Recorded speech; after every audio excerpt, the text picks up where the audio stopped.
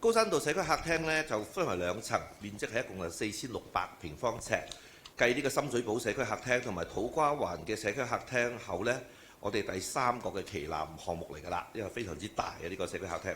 預計呢，我哋可以至少為500個劏房戶呢提供每年嘅服務呢係大約係8萬人次嘅。呢度嘅設施呢，我覺得都應有盡有啦，有廚房啦、飯廳啦、洗衣間啦、淋浴間啦、學習室啦、兒童遊戲角等等。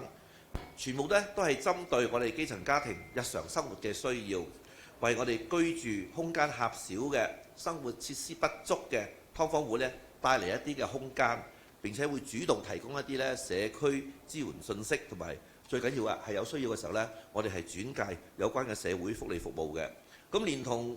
區內嘅運作裏邊嘅紅磡社區客廳啦，同埋土瓜灣社區客廳啦，3個項目咧可以發揮一個協同效應嘅。咁咧，我哋估計咧，至少服務區裏邊咧係1500個劏房戶，全年服務咧係23萬人次。咁我相信咧，能夠